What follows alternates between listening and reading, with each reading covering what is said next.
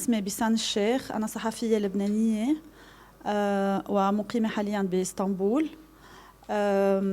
بدي رحب فيكم في هذه الجلسة بعنوان التحقيق في قضايا انتهاكات حقوق الإنسان في منطقة الشرق الأوسط. Into human rights abuses in the MENA region.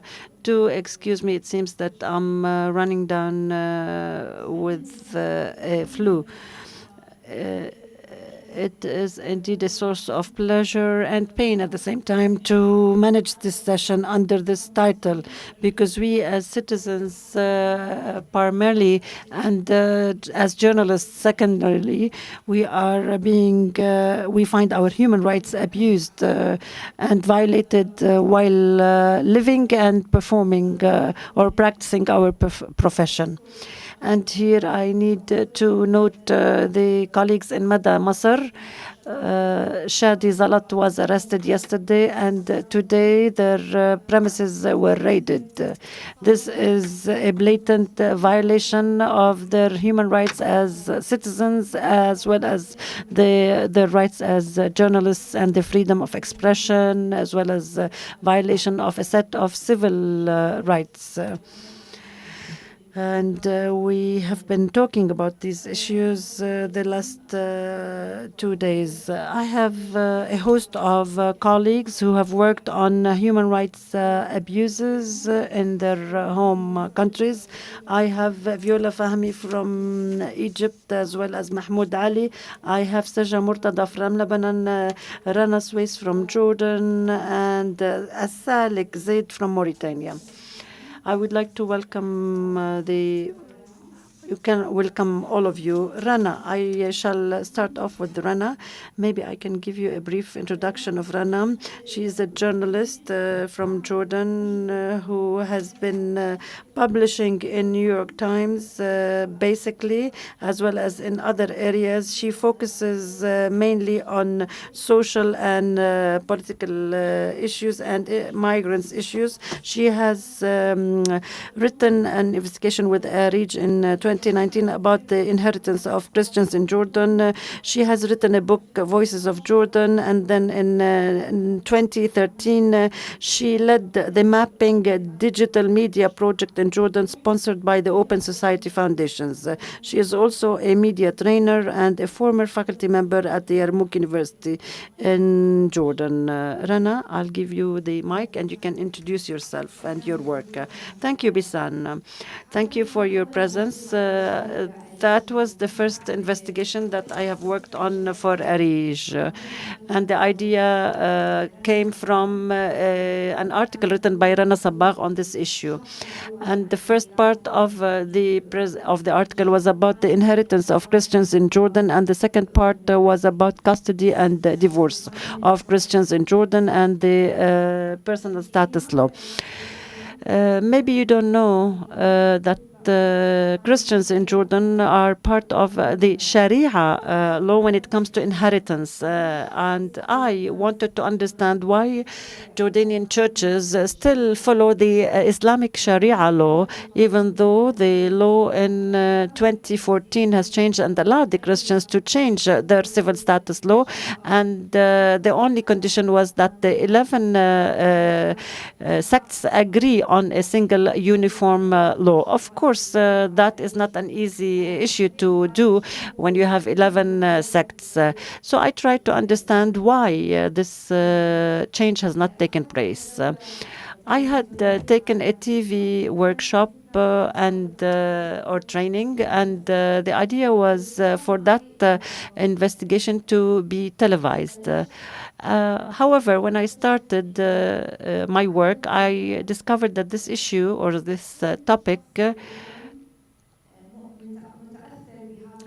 impacts each and everyone in Jordan, and that there is a lot of worry and concern shrouding it. Women did not want to talk about it. Not only did they they did not want to be shot on TV or by camera, but they were really scared. And that's why I tried to understand what was behind this fear. I needed to dig deeper and understand. However, I could not find any women or persons who were ready to show up on TV. And I talked with the ARIJ team and the editor, and we decided that this investigation would be converted into a multimedia investigation rather than a TV investigation. 6 months later on, I only had one case, one person, one woman who accepted to go on camera. The other cases did not even want to reveal their identities with their true names to start with. So we had to change their names. Now, let me tell you why this issue is that sensitive. It impacts every house in Jordan, not only Christians, but also Muslims. However, let me focus on Christians to start off. It would impact the family. It is related to the family, to religion, and to the male chauvinistic ideas and principles in Jordan.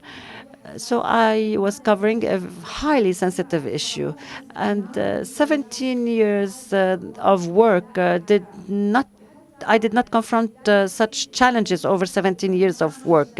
And ARIJ thought initially that I was not diligent and I could not find appropriate cases because I was not working diligently. Rana Sabbah came with me, and we toured a certain town or village during a day, and she realized how difficult it was for women to accept to speak on the record. So I tried to identify separate cases, and the only case that accepted to go on record and to be televised is indicated in the investigation. This morning, I attended Stephen's session. Stephen is with us here, and he was talking about persistence. I think that any person who works on an investigative piece of work should be persistent. I could not find cases for 3 months. However, I was full of belief and faith, and I knew the more fear there was, the more important and significant the issue is and should be covered. The editor who worked with me from ARIJ also direct me to answer that a simple question: who is standing on the way of change? And we found that there was one sect in particular, which is the Catholics, who were against this because of the chauvinistic, male chauvinistic mentality. And we were able to write that piece on that basis. You can see this is the case. There was an electronic survey that was held in Jordan for the very first time. And let me go back to fear, to this fear issue. This survey was nameless, and we could get 400 replies. And these are the results. And more than 90% of the Christians in Jordan wanted equality, gender equality when it comes to inheritance. That helped us to understand the true wishes of the people. We spoke with MPs in order to find out whether they are with or against. The MP present in Jordan represented that sect that was against the change. This is the beginning of the TV investigation, and the design and layout is that of a TV piece of work. And these are the numbers that we got from the electronic survey. And this is the video. Maybe I can play the video for a very short time, and then I will give the mic or hand the mic over to my colleagues. This was the only case, the only one woman who accepted to go on record. And I think she was invited to ARIJ, if I'm not mistaken.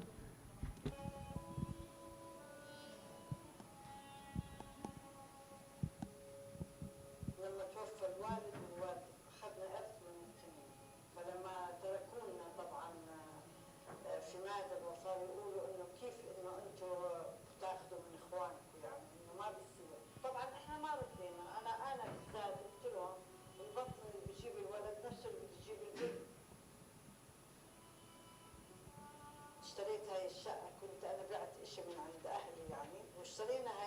I'm going to give you a brief idea of what's going on because we cannot interpret videos.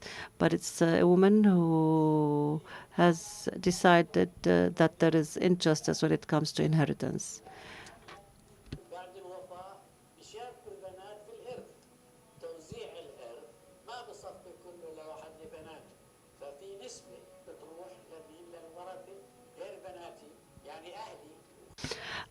The idea here is if you have only female inheritant heirs, then the money would be shared by other people, not only the daughters. And this is unfair.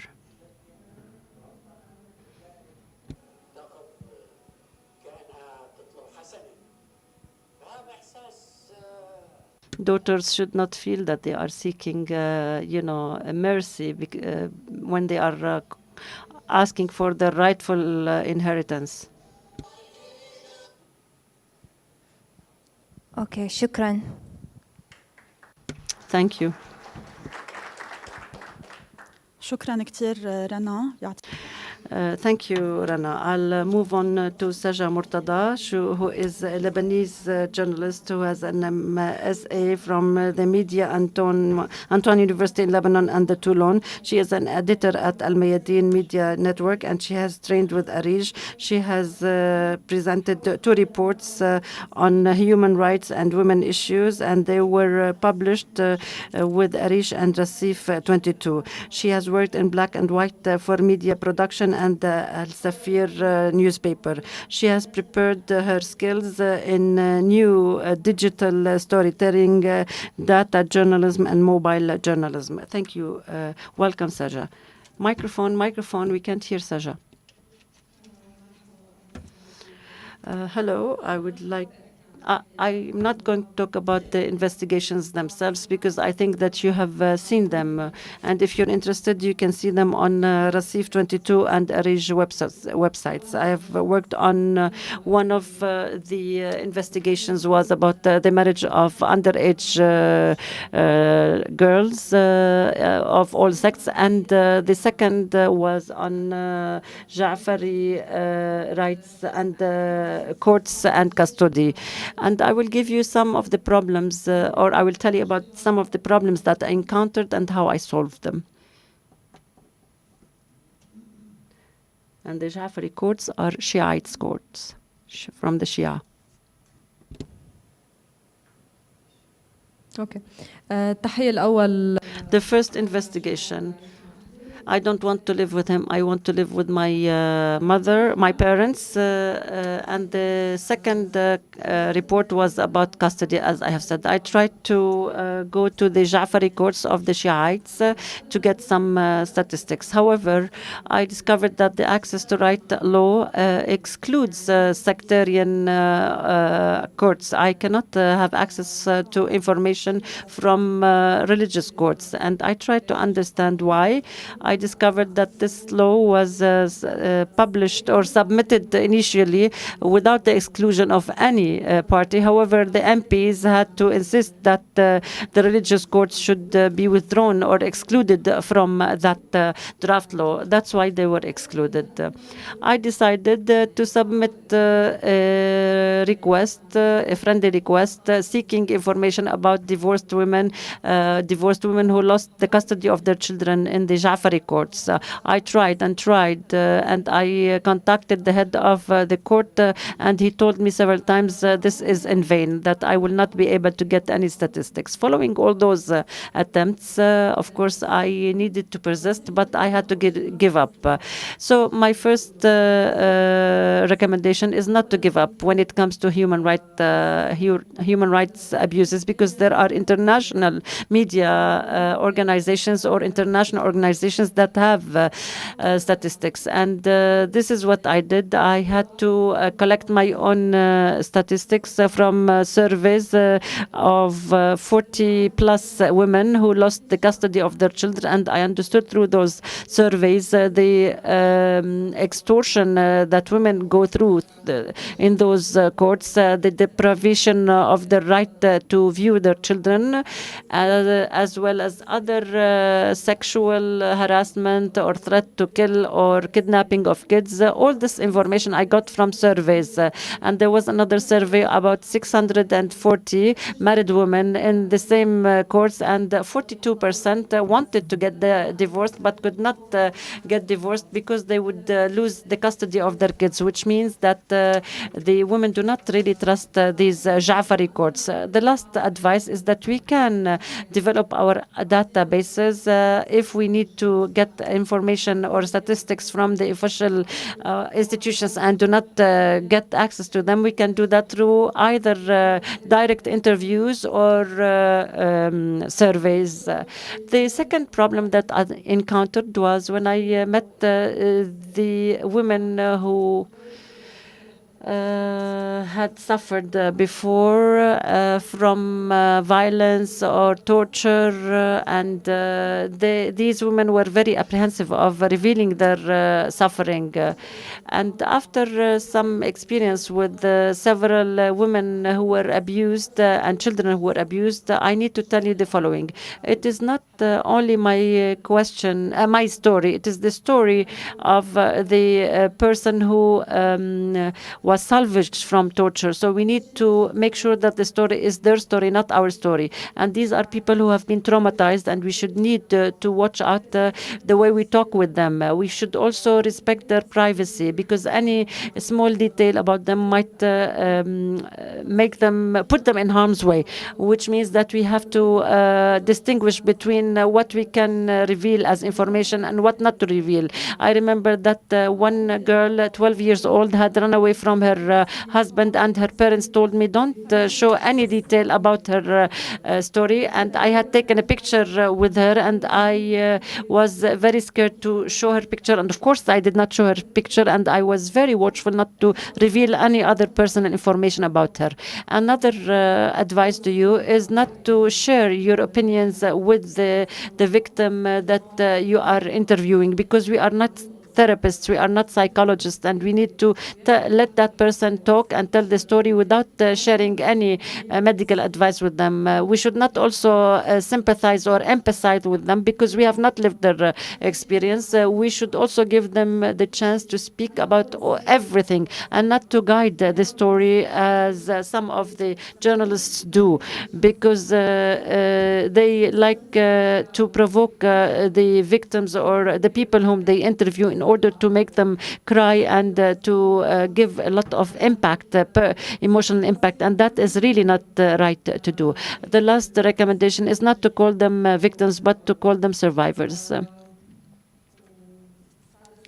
And I'm ready to answer any of your questions. And if you'd like to see the reports or investigations, they are on ARIJ and the Rasif 22 websites. شكرا كثير سجا. Thank you, Saja. Indeed, you have dealt with various very important points, and I'm sure that many of the audience here will discuss things with you. I will move to Mahmoud Ali. He is an Egyptian journalist who has worked with several media, written and digital media. He worked in the various sections of investigations and dealt with Islamic political Islam and Copti issues. He has graduated from Al-Azhar in 2015 and has been working in journalism as of his second year of university, and has participated in various training workshops. I'll give you the floor. Good evening. I am Mahmoud Ali, and I'm very glad to be with you here.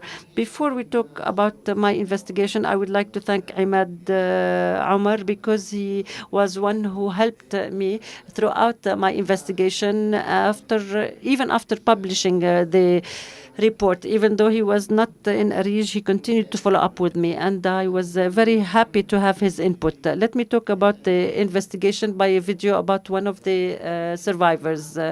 It is about taking away kids from Christian women because if they are married to Muslims, they would be considered as children who would be taught kufr or not Islam or infidelity. That's why, and we know that in Egypt, that the child, once he is after 7 years old, he will be converted automatically to Islam.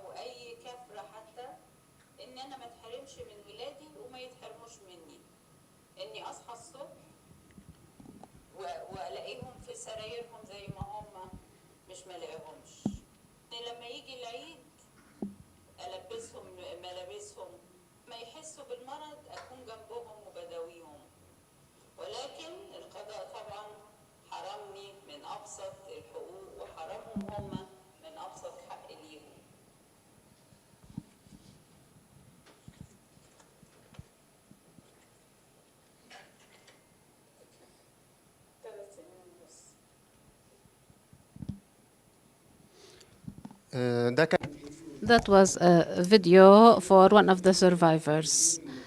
We faced several problems further than dealing with the survivors, because we're talking with a woman who suddenly found herself that she, as a Christian, she was not treated equally as other citizens. The Egyptian judiciary considers the Christian woman incapable of raising Muslim children. When the man converted to Islam, then his children automatically become Muslims, and she would not be capable, incompetent to raise her own children. She is not a full human. She cannot raise her children. So suddenly she would find that her children are not with her. She will be deprived from her children, and maybe the stepmom will raise the children. I studied for 16 years at Al-Azhar University, which is an Islamic university, and I found that my colleagues, when I asked them about this report and their opinion, they said that you are an apostate and you want the children to be Christians. But they found themselves suddenly that they have become Muslim. They did not choose. When the father decided to convert, even if the mother didn't know or the children were not aware, their documents will be converted automatically to Islam. That is a big problem. Some religious officials, when we spoke to them about this problem, one of them told me, don't engage me in this kind of topic. It was very difficult to get any comments. I am pleased that today there are around 3 reports addressing religious beliefs or minorities in the Middle East, particularly the Christian minority. This is something that we lacked. These were the result of 2 workshops with Ms. Viola, then with Ms. Rana. I believe that there is more awareness, and I like human rights journalism, and I would like to address religious beliefs, because we always have to look for the human aspect in the story. Mr. Greider is here, and Ms. Martha is here as well, and we always learn from those journalists. Mr. Stephen Gray is here, and we need to put a human face on our stories. I believe that what attracts the attention of the reader is human rights journalism. Some rulers or regimes in the Arab world consider this a luxury, but I don't believe so. I believe that human rights is a very important topic for investigative journalism. If there are many problems, then there will be an opportunity for creativity. So long as people have problems, so long as we can give solutions. And therefore, so long as there are many human rights problems in the Middle East, we have an opportunity as journalists to have investigative reports. This is unfortunate, but this is an opportunity for us as journalists. For example, all the reports on human rights, if we look at the first word, that would be that the human rights violations have increased. There was a report on the Security Council on human rights in Egypt. It started with that these increased, and the recommendations were 300. But in the 2019 reports, the recommendations became 370. If we look at those recommendations, we'd see many points that are valid for investigative reports, and this increased after 2011. And so extremism has increased on all sides, and this also applies in Syria, Yemen, Iraq. There are many violations that did not exist before 2011. The army did not used to shell their own citizens with rockets. This happens, for example, in Syria. There are citizens who are falling victims to this shelling. For example, in Syria, there are reports about the use of the sarin gas. Maybe there are no investigative reports, but there was a series in the United States speaking about the use of sarin. I believe that the human rights is replete with human rights violations. I hope there will be more interest. We started with the freedom of religious confession. I hope that we can expand into other topics. Thank you. Thank you for your sufficient presentation, and we thank you for your report. And now we move to colleague Viola from Egypt. She is an Egyptian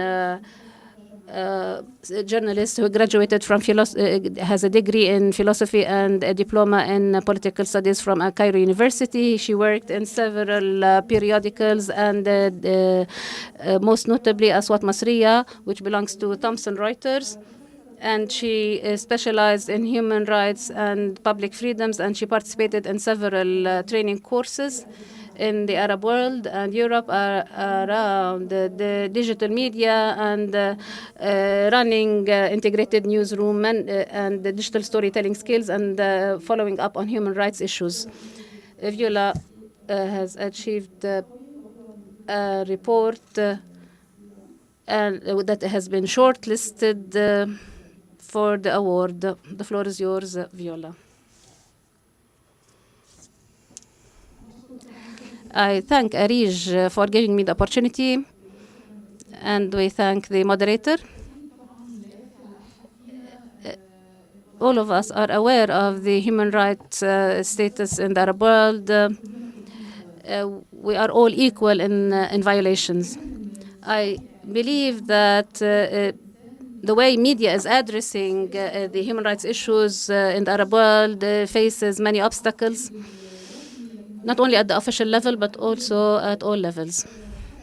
So far, most Arab countries, and most notably Egypt, lacks any legislation that allows for access to information or compels the official parties to provide information to the media. We are all aware that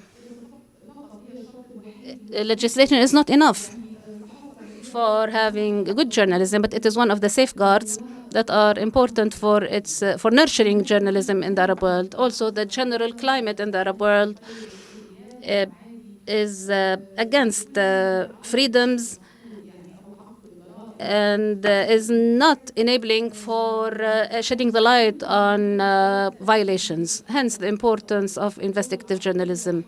The Arab countries are in dire need of investigative journalism. In the current world, information is everywhere, is available, and we can access information through different sources. However, the important thing is how to document it and to verify it in a systemic manner. This is about investigative journalism, hence the importance of investigative journalism. This is the media that serves the public without any discrimination and without any political or purposes or profit purposes. This explains why the newsroom cannot absorb and accept investigative journalism. I would like to present my report. My report addresses the problem of customary councils that are held after sectarian rifts in Egypt. It documented the decisions that these councils take at the expense of Christians, and we documented the unfair decisions that are in violation with the Egyptian constitution and the Universal Declaration of Human Rights.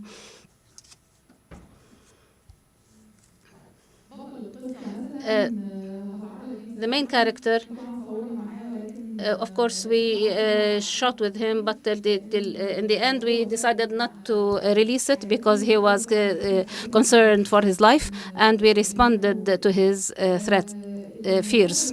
The main character is a person who faced a sectarian problem in his village, and he is paralyzed.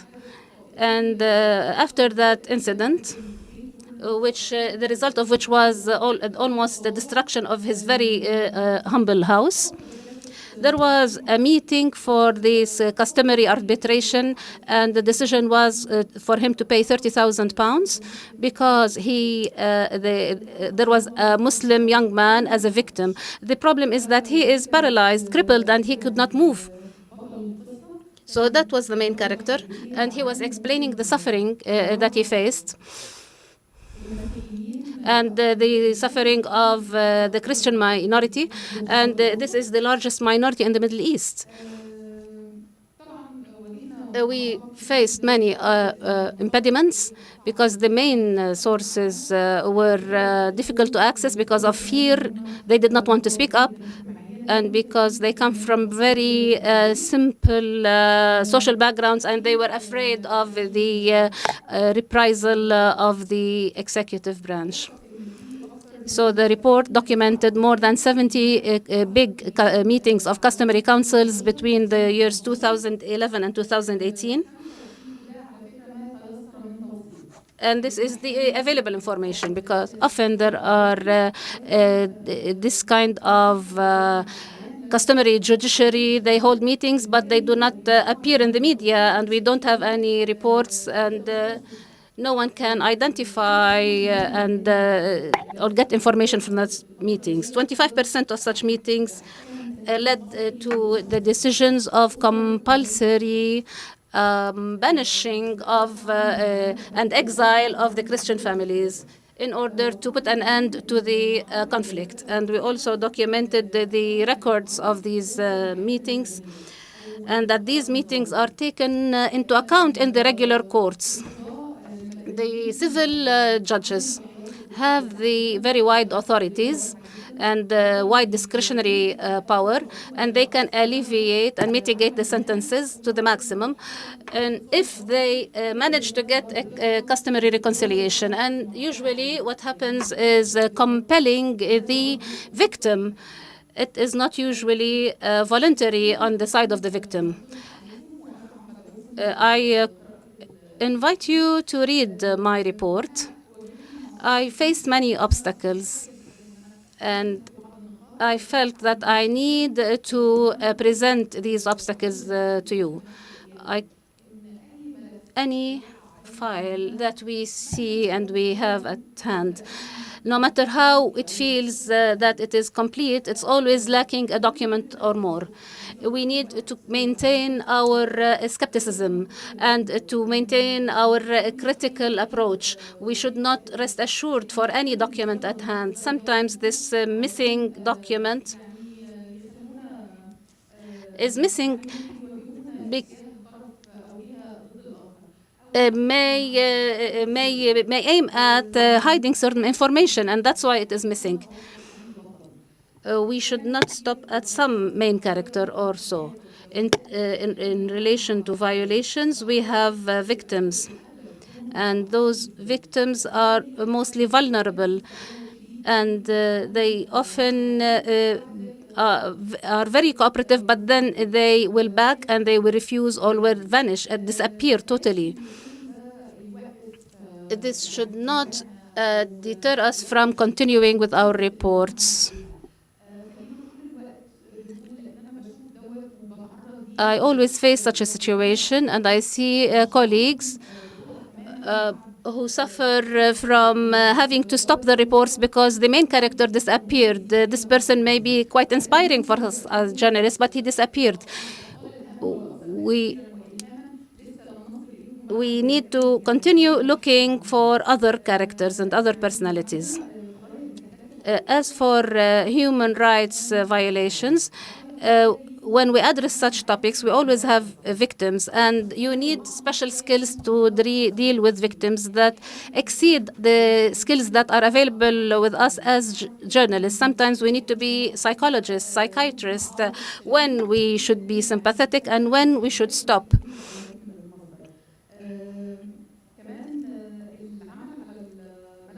We also need to be knowledgeable of the general legal terms and about general principles of human rights.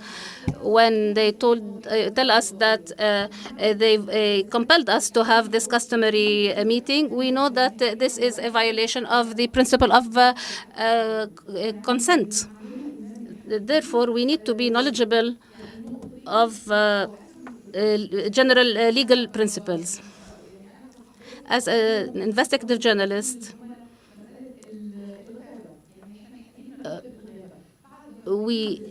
after we do our work partially, we find a huge amount of records and documents. So we need to arrange them and we need to prioritize them until we manage to have a full-fledged and comprehensive report. Last but not least, in addition to documenting, and as we conduct our report, we need to write our impressions and perceptions. This would enable us achieve stories that have a human face, so that the reader can feel with the victim and can empathize with this person.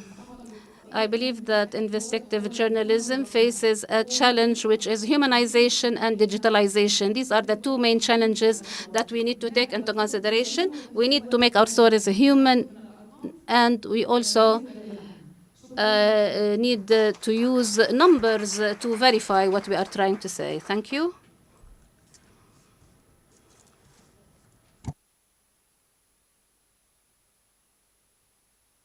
شكرا كتير.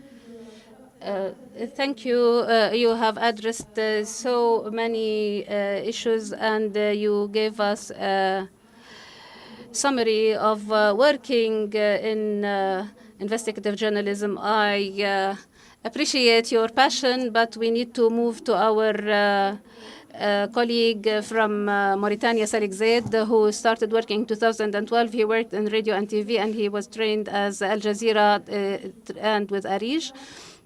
And he works currently as a producer for Tawatur and a presenter in the Mauritanian radio, in addition to working as an independent journalist with several media outlets, including Al Jazeera Net, Vice Arabia, and Rasif 22. He works as an investigative reporter under the ARIJ since 2017, and he got the award for the best short TV report for 2018.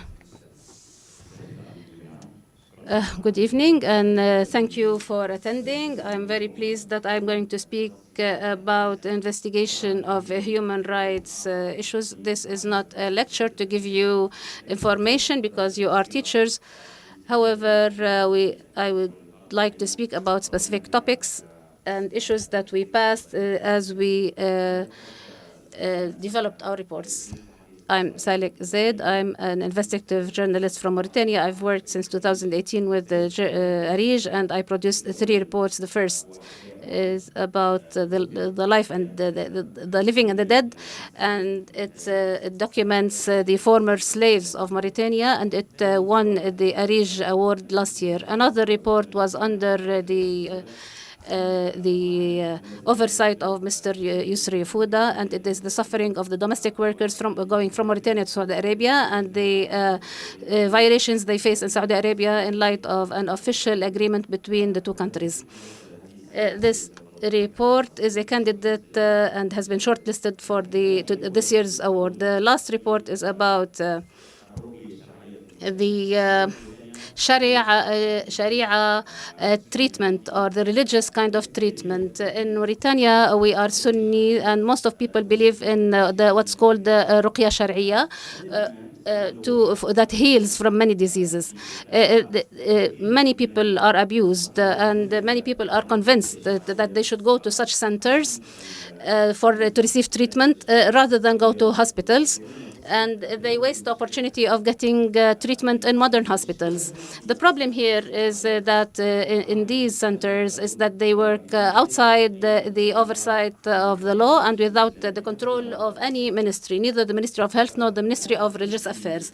As I investigated with these 3 reports, I faced several problems in a society and a government that do not want anyone to shed the light on such problems. As for the first report, I was accused that I am harming the reputation of the country. With the second report, I was accused of attacking Saudi Arabia and claiming that Mauritania is being controlled by Saudi Arabia. الذي يتحدث عن And that the fake diagnosis about the ruqya, or faith healing or incantation, in all of this, I was constantly being criticized. However, this criticism was not professional or not something that I can respond to professionally.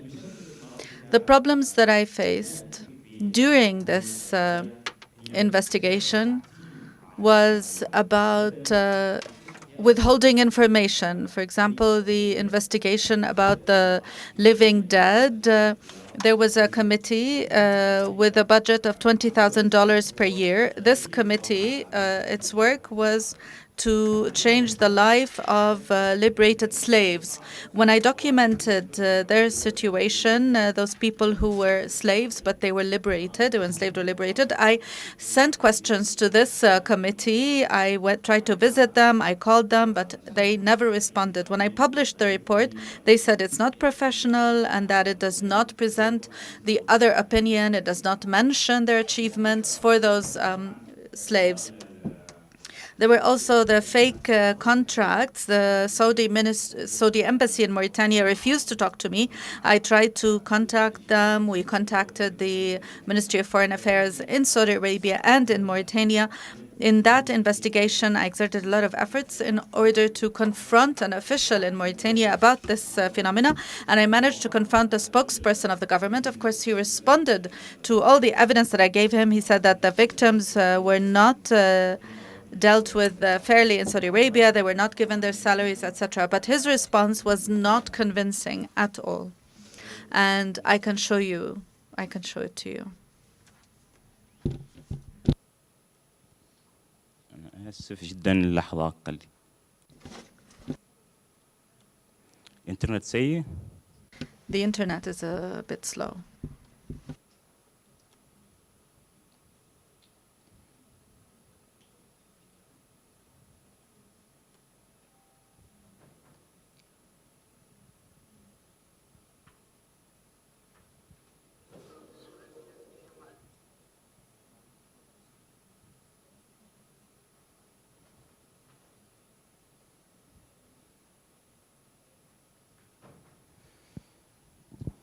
هنا Here you see my confrontation with the spokesperson of the government.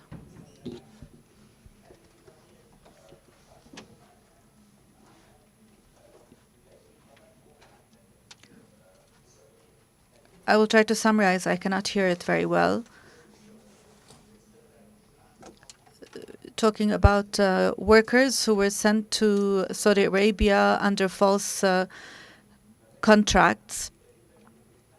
I have evidence that proves that these workers in 2015 submitted a complaint against offices that were not licensed, these offices that sent them to Saudi Arabia, and this was not followed up. Does the government know about this?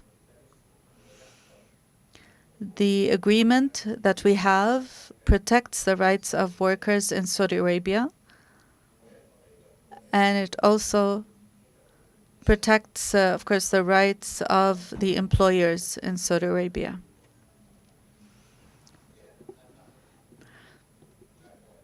As for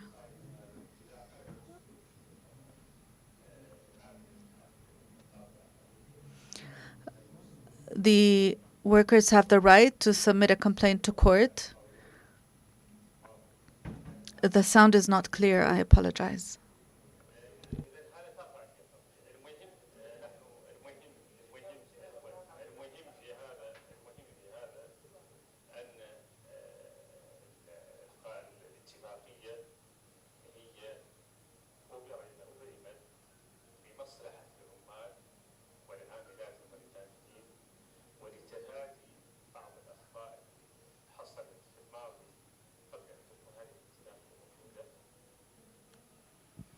طبعا هذا This was the response of the spokesperson of the government. I was forbidden from entering the ministry for a month until the minister was changed. After that, I was able to enter the ministry again. I was admitted to the ministry. We proved that the situation of the workers in Saudi Arabia did not change before or after the agreement. You can see the report, illusory contracts or fake contracts on ARIJ website. We live in societies and countries where we have many violations of human rights, but as investigative journalists, we need to look for the laws and agreements and bylaws and regulations for public and private sector organizations. There might be violations of human rights that are very close to us. However, if we don't know the laws very well, if we don't know the laws and bylaws by heart, we will not be able to identify the violations that are taking place next door, let alone the ones far away. I researched laws, labor laws in Mauritania, and also international laws and agreements and conventions that were ratified by Mauritania, as well as the official agreement signed between Mauritania and the Kingdom of Saudi Arabia. I don't want to take much of your time. Sometimes, did I take long? Okay. We always choose an assumption or an idea, and we say we want to investigate. We might like it a lot, but we may not be able to get sufficient evidence. Do not waste time on the ideas that you like. Look for ones where you have evidence, where you can obtain evidence as quickly as possible, because the investigation is looking for an opportunity to change reality and not just working on the issues that we love or that appeal to us. Thank you very much.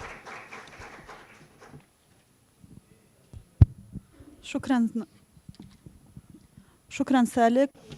Thank you, Salek, and thank you to all the colleagues. Now we will open the floor for a Q&A. I will use my position as facilitator to pose a question to any of the speakers who wishes to respond. You talked about civil rights for religious minorities. And we know that every investigative report aims to create change in society. In the countries where you worked, whether Egypt, Lebanon, or Jordan, and maybe to a lesser extent with Viola and Salek and their investigative reports. But what is the change that you felt for the people that you investigated? Do we have now laws that protect the rights of minorities? Is there a risk of increasing the divide within society between the different sects or different religious groups? Or is there now a civil law that protects the rights of all citizens regardless of religion or sect? I give the floor to whoever wishes to answer this question. Regarding the idea of this divide or schism, it's not that the situation persisted. There is a schism or divide within the same family. One of the survivors, we found him in Jordan trying to look for his family. And I forgot to say that in our report, we talked about a woman who had to take her children to the United States, run away with them. One of her children was handicapped, and she took him to the United States because she was afraid that they will take the children and bring them back to their husbands. So many women have to flee Egypt with their children to avoid that the stepmother will raise them. Sometimes so the women have to see their children in the mosque, the children who were Christians and then they became Muslims, they have to see them in the mosque. So that this schism, this divide, this division takes place within the same family. So he decides to convert to Islam, but he uses that to destroy his family. And then this man came to Lebanon and then Jordan and the United States. Finally, I heard that he was in Beirut. The family was in Beirut and they don't want to see them. His daughter and his son told him, "We don't want to see you because you have shamed us." So yes, it creates this problem within the same family. I want to add to what Mahmoud said, because we live under authoritarian regimes in the Arab world, very oppressive regimes, and we can see that in Lebanon. And Bisan, you know that very well. Religious rules, religious laws are very unjust. And now we have a revolution that is demanding civil laws. So change in this type of topic needs a lot of time, needs a lot of pressure, needs a lot of advocacy. We have to follow up. We have to raise these issues over and over again because there are always a lot of developments. So we always need to broach the same subject and to keep repeating over and over again. If you allow me one last comment. One of the change just that happened. Okay. So there was a change that happened. If we're talking about the change that we look for, what we seek, this is the objective of journalism. So after the report was published, an organization, an NGO, decided to develop a draft of the family law, a new draft for amendment of the family law, and submit it to the parliament. Well, here we're talking about the role of the journalist. Is the role of the journalist to shed light on a certain issue or cause or change laws? I think that the journalist's role is to shed light on what the society, what is a taboo, or the society doesn't want to talk about, or the church is hiding from. So if you can open a discussion within society about these issues, these hidden issues, and people start talking about them, I think this is already a change. We are not activists, I believe. Activism is not our role if we go to the basics of what a journalist is. I know that for my report, the Orthodox Archbishop told me that we've never had such a survey. The survey that we conducted, where more than 6,400 people responded. And he said, this is a weapon that I will carry to demand the change in the law with the other churches. I will use these numbers, these results, as a weapon to support my position in order to change the law. So I just wanted to mention this in terms of what is the role of the journalist. Ibrahim Husseini, freelance journalist from Palestine. Regarding your topic, I have a question. Churches outside the country, you mentioned the Greek Orthodox, for example. These Greek Orthodox churches in Greece or in France, inheritance laws follow civil laws, right? In other countries. What we discovered is that, well, the first Arab archbishop in the history of Jordan, the Arab archbishop who became archbishop, is the Greek Orthodox. It's the first time that it's not Greek. He is Arab, and he is the one who started changing things. He started pushing for change. And the second thing, we also discovered from different sources that the Catholics had to resort to the Pope in the Vatican because they needed his approval. And then I discovered that they managed to convince the Vatican that they need to comply by the laws of their country. So there are certain things that are happening that I find very strange, that are applied by our churches and by individuals in particular within the church. Thank you very much. I'm Faisal Saad from Sudan. My question is to investigative reports on religious issues. What was the impact on society? What was the impact on society? What was the reaction of your societies? Mahmoud, you said that your colleagues at the university, they had a negative opinion of your report. I ask that because the laws in our countries are created an awareness that is amongst people that you're either with or against. There's nothing in between. So how did your families respond? And second, was there any kind of solidarity or support from international or local organizations, religious or church organizations or groups? I'm going to take this opportunity to answer the previous question because Bisan is very strict and she's not allowing me to speak. In the Arab world, regarding question from the Palestinian journalist, in the Arab world, all of our family law is derived from Islamic Sharia. So we'll find all of these things in common between all the Arab and Islamic countries. In my investigation was about custody laws. We were collaborating with colleagues from Tunisia, and the search showed that this problem exists in more than one Arab country. So to talk about civil rights, it doesn't exist because family law is derived from Islamic Sharia. There's no civic rights. Thank you for your question. Second question. The problem is that our laws are derived, as I said, from Islamic Sharia. So when we were talking, somebody was accusing me of one thing, and I heard two different opinions. So is it okay to present both opinions? So Malik and Abu Hanifa, which is the different Muslim religious sects. So we need to submit to all of the different opinions. The problem is the society restricts us to one single opinion, whereas there are different opinions. The same applies to the custody of Christian women, Christian women's right to custody of her children. There are certain, even within the Sharia, that these different Muslim scholars, the four main Muslim scholars, each one has a different opinion about this. So let's present all the opinions. And why restrict to only one? My name is Khalid Mansour, and I work in human rights. I just want to go back from Imam Malik and Abu Hanifa, etc., and jurisprudence, and to talk about human rights. I noticed in the 5 investigative reports, which are great, excellent, and very challenging, not one is about the state. The state is the biggest violator of human rights in the Arab world. It's the state, the government. It's incredible to talk about patriarchy in Jordan and Lebanon and elsewhere.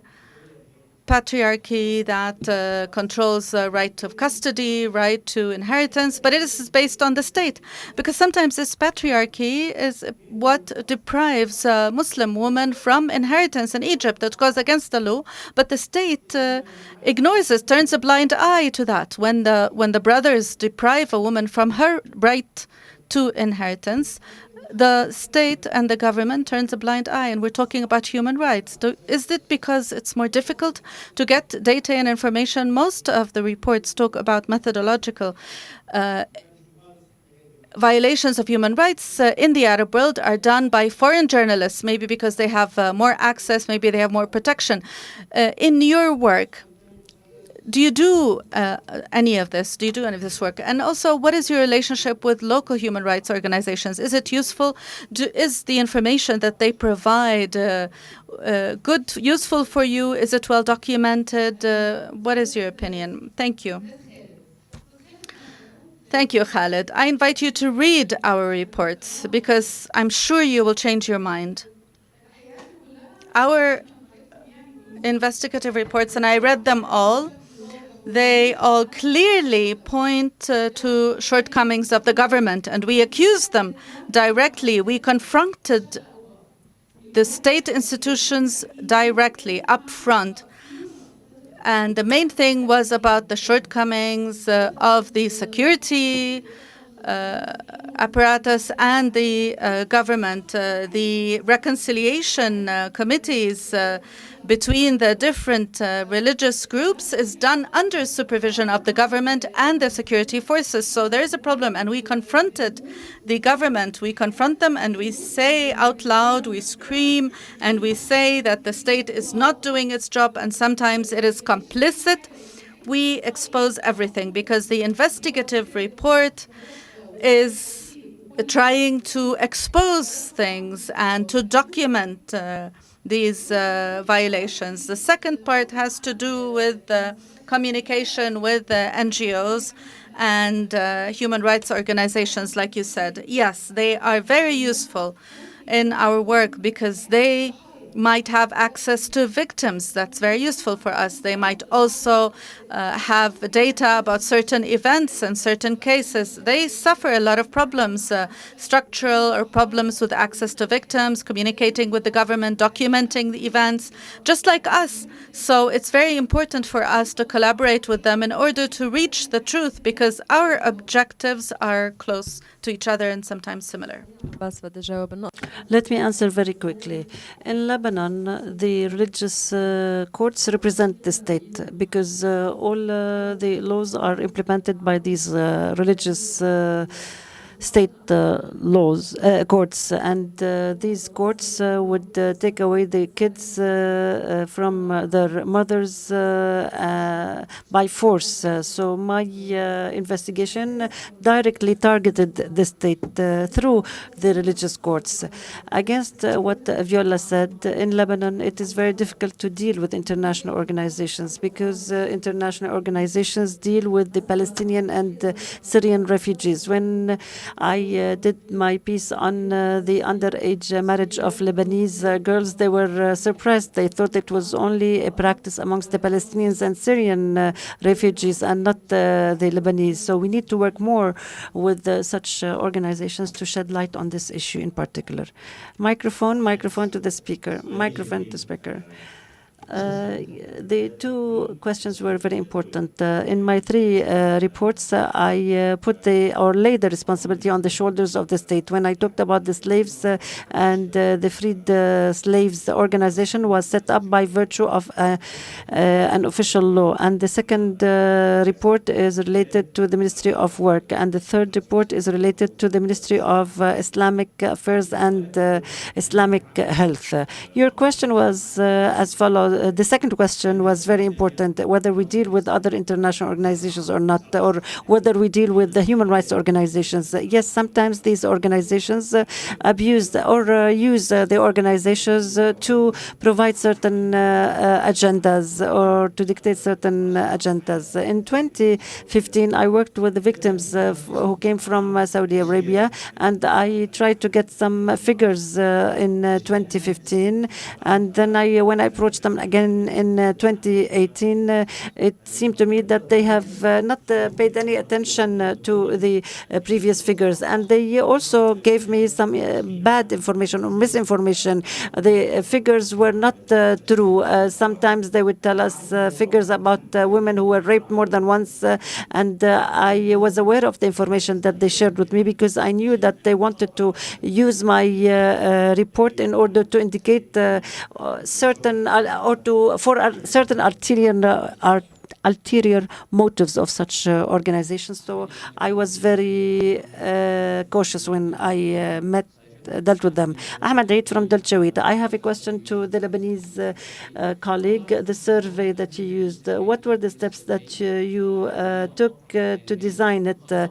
Were they scientific? And then how did you fact find or double check the relevance of the information and of the people that you interviewed or the people who answered your surveys, and that they were not surveyed by answered by whoever person?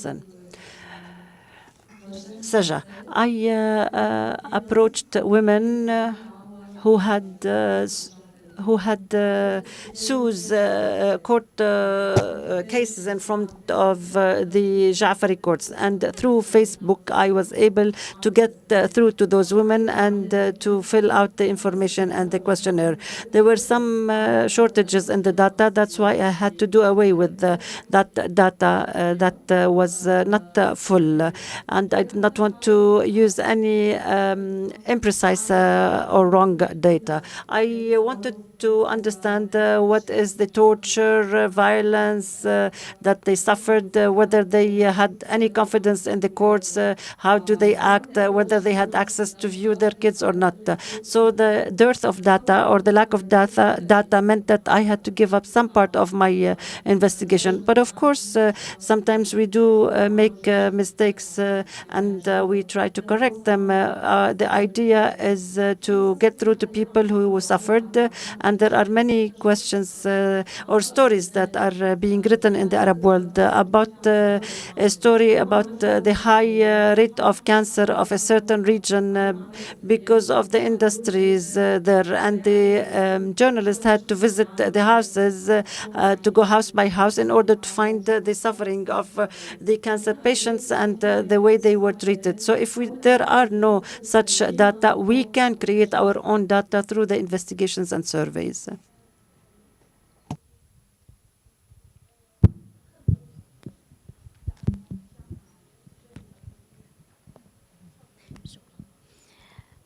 طيب شكرا جزيلا. Thank you for your excellent reports or investigations. I have a question to you. Do you agree with me when I say that we need to have a parallel survey to understand how people think of human rights abuses in the Arab world when they are linked to specific religious or non-religious beliefs might be culturally and socially accepted. And we can say that this violation or these violations are committed in the name of religion and thus are accepted. Maybe we can have some public opinion polls that are very scientific in order to find out what is the view of people on certain issues such as freedom of expression, human rights, women's rights, freedom of religions, and to find out how the curricula also lay the foundations for discrimination between Muslims and non-Muslims. And I have a simple experience that I can share with you. We had conducted an investigation about curricula and its relations with the human rights, and we found that in the high schools and primary schools, differentiation between Muslims and non-Muslims and women and men as part of the curriculum.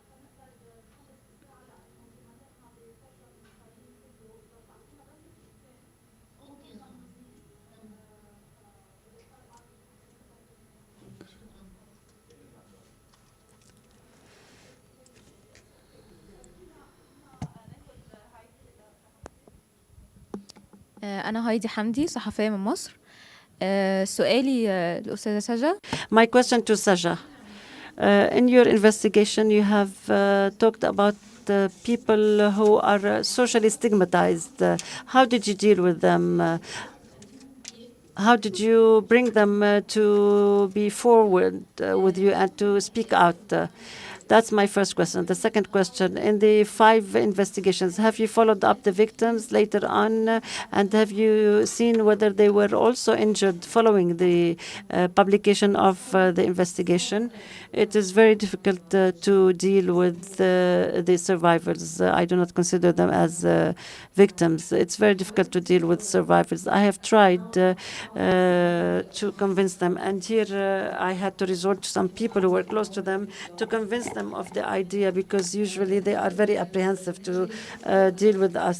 We need to give them the chance to speak freely and not to interfere in what they say, not to guide what they say, and not to dictate them to talk about specific issues that are of importance to you. And this is what I was saying when I was giving my tips towards the beginning, and I can give you back those tips. As for the second question, yes, we followed up the people that we have interviewed in order to find out what was the impact. But you know that change in the Arab world takes such a long time, because these are issues that are highly complex, particularly when it comes to religious courts, and maybe they will not be solved.